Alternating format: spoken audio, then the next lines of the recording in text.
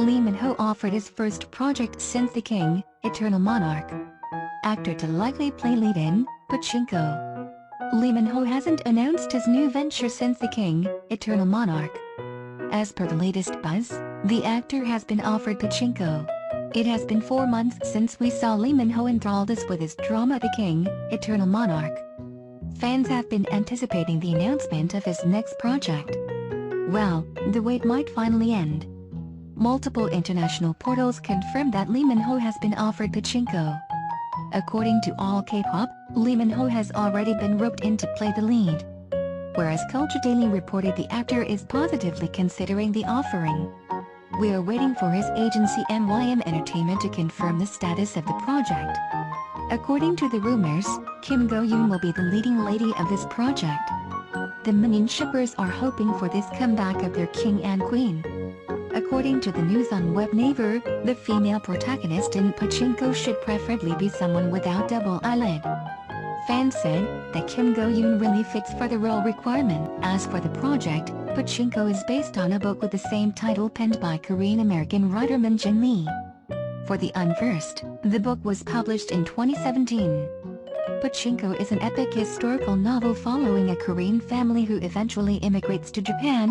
The character-driven tale features a large ensemble of characters who become subjected to issues of racism in the country. Pachinko takes place between the years of 1910 and 1989, a period that included the Japanese occupation of Korea and World War II. As a historical novel, these events play a central role in Pachinko, influencing the characters' decisions like Sunja's moving to Japan. In an interview with Min Jin-lee, she references that the history of Korean-Japanese relationships are one of the most obvious displays of issues surrounding racism and exclusion outside the norms of the West. The book was featured in the list of 10 best books of 2017 by the New York Times in 2017. The book was also in the news after former U.S. President Barack Obama had recommended it to avid book readers in 2019. Min Jin-lee's novel takes us through 4 generations and each character's search for identity and success.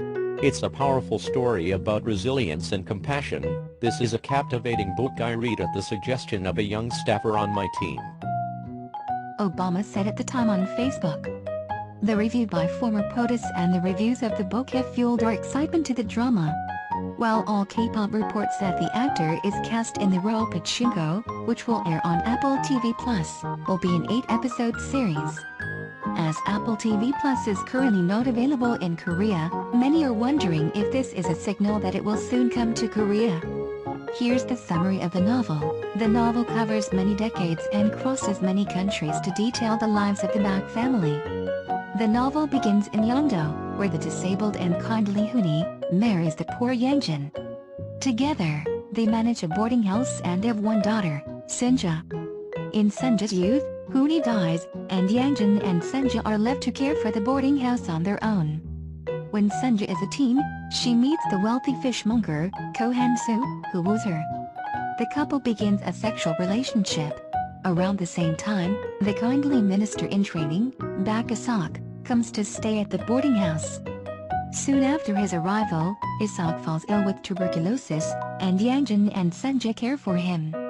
Later, Han-soo informs Sunja he cannot marry her because he is already married to a woman in Japan. When he is well, Isak tells Sunja he will marry her, raise her child as his own, and take her to Japan.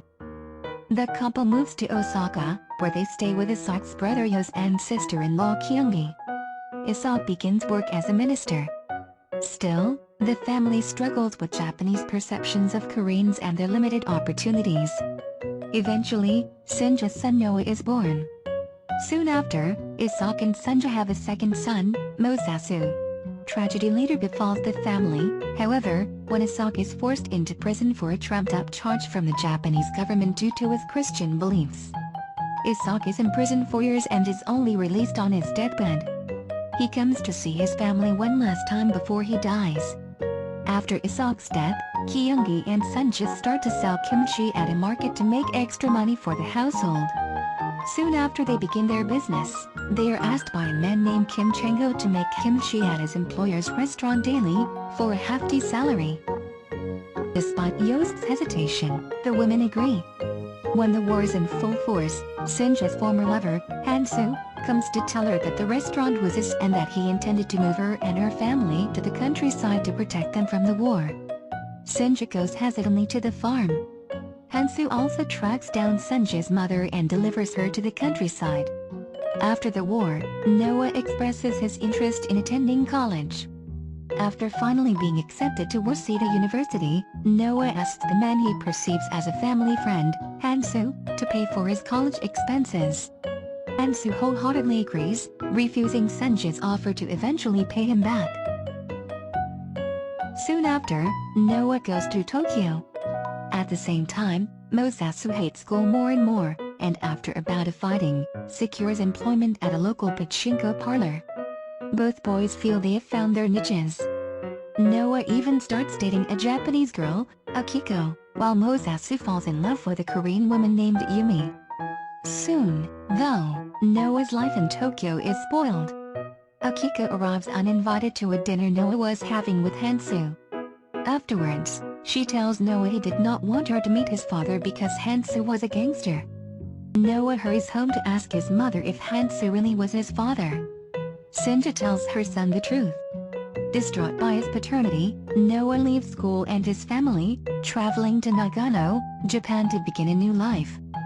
There, he assumes a Japanese identity and name, and finds a job at a pachinko parlor. He marries and has children, never visiting his mother but regularly sending her money. During the same period, Mosasu marries Yumi, and they have a son, Solomon. When Solomon is a toddler, Yumi is hit and killed by a taxi. Mosasu and his family relocate to Tokyo, taking Sinja with them to care for the child. Later, Han-soo informs Sinja that he has discovered Noah's whereabouts. Together, they travel to Nagano, where Sinja meets with her son in his office. Noah promises to re-establish a relationship with his mother, but soon after, Sinja learns her son committed suicide soon after her visit. When his son is a teenager, Mosasu starts dating a Japanese woman named Itsuko. Itsuko has a daughter named Hana who comes to live with her. At Yangjin's funeral, Hana and Solomon flirt with one another.